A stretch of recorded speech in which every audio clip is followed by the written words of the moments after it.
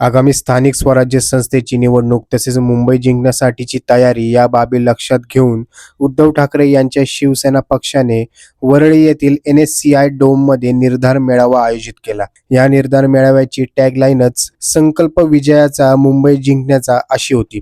त्यामुळे या मेळाव्यात ठाकरे गटाच्या पदाधिकाऱ्यांना मुंबईची पालिका निवडणूक जिंकण्यासाठी काय काय करावे लागेल याची कल्पना देण्यात आली. दरम्यान या मेळाव्यादरम्यान आमदार आदित्य ठाकरे यांनी एक खास प्रेझेंटेशन सादर केले असून या सादरीकरणादरम्यान त्यांनी केलेल्या आरोपींची हे आरोप करताना दाखवलेल्या पुराव्यांची सगळीकडे चर्चा होत आहे. त्यांनी मतदार याद्यांमध्ये मोठा घोळ आहे असा दावा केलाय.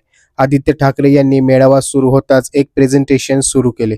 मतदार याद्यांमध्ये मोठा घोळ आहे असा दावा यावेळी आदित्य ठाकरे यांनी केला.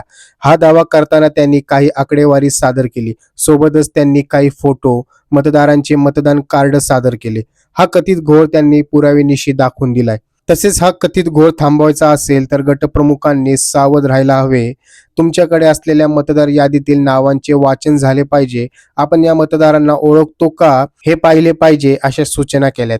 आपण निवडणुका कधी येतात याची वाट पाहतोय, पण यात वोट चोरी ही सगळ्यात महत्वाची गोष्ट आहे. वोट चोरी म्हणजे निवडणूक चोरी. लोकसभेनंतर महाविकास आघाडीचे सरकार येणार असे वाटत होते, पण यांनी मतदानाची चोरी केली. मला जे कोणी भेटायचे ते म्हणायचे की आदित्य काहीतरी गडबड झाली असे आदित्य ठाकरे यांनी मेळाव्यात मार्गदर्शन करताना म्हणाले. तर कोणी म्हणत होते की व्हीव्हीपॅट मध्ये गडबड आहे. आता मतदार याद्यांमध्येच गडबड असल्याचे समोर आले असा गंभीर आरोप आदित्य ठाकरे यांनी केलाय. यावर तुमची प्रतिक्रिया काय, आम्हाला कमेंट बॉक्समध्ये नक्की सांगा.